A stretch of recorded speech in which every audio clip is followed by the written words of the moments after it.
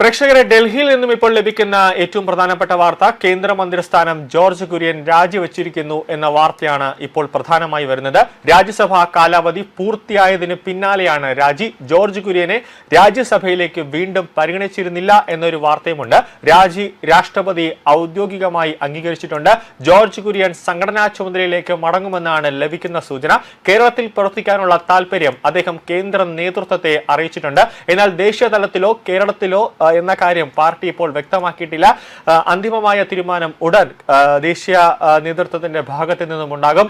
മൂന്നാം മോദി സർക്കാരിൽ 2024 ജൂൺ 9 ന്യൂനപക്ഷം, ഫിഷറീസ്, മൃഗസംരക്ഷണ വകുപ്പ് സഹമന്ത്രിയായ ജോർജ് കുര്യൻ ചുമതലയേറ്റത്. ഇക്കഴിഞ്ഞ നിയമസഭാ തെരഞ്ഞെടുപ്പിൽ കാഞ്ഞിരപ്പള്ളിയിൽ നിന്ന് മത്സരിച്ചെങ്കിലും തോറ്റു. ബി.ജെ.പി. സംസ്ഥാന ഉപാധ്യക്ഷൻ, ദേശീയ നിർവാഹക സമിതി അംഗം, കോർ കമ്മിറ്റി അംഗം, പാർട്ടി വക്താവ് തുടങ്ങിയ നിലകളിൽ പ്രവർത്തിച്ച ജോർജ് കുര്യൻ ഒ രാജഗോപാൽ കേന്ദ്രമന്ത്രിയായിരുന്നപ്പോൾ ഓഫീസർ ഓൺ സ്പെഷ്യൽ ഡ്യൂട്ടിയായും സേവനം അനുഷ്ഠിച്ചിട്ടുണ്ട്. നിലവിൽ 2 ദിവസത്തിനകം തന്നെ മോദിയുടെ മന്ത്രിസഭയിൽ വലിയ രീതിയിൽ അഴിച്ചുപണി വരും ദിവസങ്ങളിൽ നടക്കുമെന്നാണ് ലഭിക്കുന്ന സൂചന. സഹമന്ത്രിമാരായ ജോർജ് കുര്യൻ, റഫ്നീത് സിംഗ് ബിട്ടു എന്നിവരുടെ രാജ്യസഭാ അംഗത്വ കാലാവധി അവസാനിച്ചിരിക്കുകയാണ്. 12ഓളം മന്ത്രിമാരുടെ വകുപ്പുകൾ മാറുമെന്നും 5 പേർ പുറത്താകുമെന്നുമാണ് റിപ്പോർട്ട്. രാജ്യസഭാ അംഗം സി സദാനന്ദനെ പുതിയ മന്ത്രിയാക്കുമെന്നും അഭ്യൂഹങ്ങൾ നിലനിൽക്കുന്നുണ്ട്. നീറ്റ് UG വിവാദത്തിന്റെ പശ്ചാത്തലത്തിൽ വിദ്യാഭ്യാസ മന്ത്രി ധർമ്മേന്ദ്ര പ്രധാന്റെ മന്ത്രിസ്ഥാനം നഷ്ടപ്പെടാനുള്ള സാധ്യത ഉണ്ട് എന്നാണ് പാർട്ടി വൃത്തങ്ങളെ ഉദ്ധരിച്ച് ദേശീയ മാധ്യമങ്ങൾ റിപ്പോർട്ട് ചെയ്യുന്നത്. കാരണം 2014 നരേന്ദ്രമോദി സർക്കാർ ഭാരതം ഭരിക്കാൻ തുടങ്ങിയത്. ആ ഒരു കാലഘട്ടത്തിൽ മോദിയുടെ മന്ത്രിസഭയിൽ ഒരു മന്ത്രിക്കുമെതിരെ ഗുരുതരമായ ഒരു ആരോപണം ഉന്നയിച്ചിട്ടില്ല, അല്ലെങ്കിൽ ഒരു വകുപ്പുകളിലും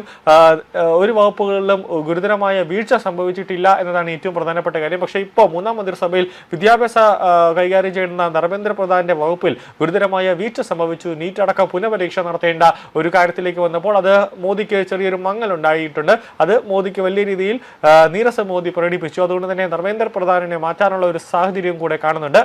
അടുത്ത വർഷം ഉത്തർപ്രദേശും മണിപ്പൂരും ഉൾപ്പെടെ 7 സംസ്ഥാനങ്ങളിൽ നിയമസഭാ തെരഞ്ഞെടുപ്പ് നടക്കാനിരിക്കെയാണ് കേന്ദ്രം നിർണായകമായ ഒരു നീക്കം ഇപ്പോൾ നടത്തുന്നത്.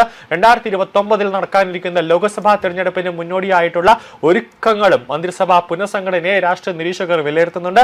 2 ക്യാബിനറ്റ് മന്ത്രിമാരും 3 സഹമന്ത്രിമാരും മന്ത്രിസഭയ്ക്ക് പുറത്താകുമെന്നാണ് വിവരം. ഇതിൽ പ്രധാനപ്പെട്ട ഒരാൾക്ക് ദക്ഷിണേന്ത്യൻ സംസ്ഥാനത്തിന്റെ ചുമതല നൽകും. കോൺഗ്രസ് ഭരിക്കുന്ന കർണാടകയുടെ ചുമതലയാകും മുതിർന്ന നേതാവിന് നൽകുക. 2028 നടക്കുന്ന കർണാടക നിയമസഭാ തെരഞ്ഞെടുപ്പിൽ ഭരണം തിരികെ പിടിക്കുക എന്നതാണ് മുഖ്യ ലക്ഷ്യം. എന്നാൽ രാജ്യസഭയിലെ നോമിനേറ്റഡ് അംഗമായ സി സദാനന്ദനാണ് കേരളത്തിൽ നിന്നും പരിഗണനയിലുള്ളവരുടെ മുൻ പട്ടികയിലുള്ളത്.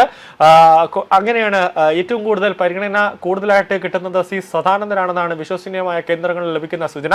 രാജ്യസഭയിലെ പ്രവർത്തനങ്ങളുടെ പേരിൽ പ്രധാനമന്ത്രി നരേന്ദ്രമോദി പലപ്പോഴായി പുകഴ്ത്തിയിട്ടുള്ള ഒരു അംഗമാണ് സി സദാനന്ദൻ. രാഷ്ട്രപതി നാമനിർദ്ദേശം എത്തിയ അംഗമാണെങ്കിലും മന്ത്രിസ്ഥാനത്തേക്ക് പരിഗണിക്കാൻ സാധ്യതയുണ്ട്. 2025 ജൂലൈയിലാണ് സദാനന്ദൻ രാജ്യസഭയിലേക്ക് എത്തുന്നത്. CPM-ന്റെ ആക്രമണ രാഷ്ട്രീയത്തിന്റെ ജീവിക്കുന്ന രക്തസാക്ഷി എന്ന നിലയിൽ സദാനന്ദനെ ഉയർത്തിക്കാട്ടുന്നത് ഗുണകരമാകുമെന്നാണ് പാർട്ടിയുടെ വിലയിരുത്തൽ. രാജ്യസഭയിലേക്ക് അദ്ദേഹത്തെ പരിഗണിക്കാൻ അതൊരു പ്രധാന കാരണമായി. ഇതേ ചിന്തയാണ് പ്രധാനമന്ത്രിയും അമിത്ഷായും അടക്കമുള്ള നേതാക്കളും ഇപ്പോഴും പുലർത്തി വരുന്നത്. അതുകൊണ്ട് തന്നെ C Sadanandan master George Kurian പകരം ഒരു മന്ത്രിയായി വരും എന്നൊരു സൂചനയാണ് ഇപ്പോൾ ലഭിക്കുന്നത്.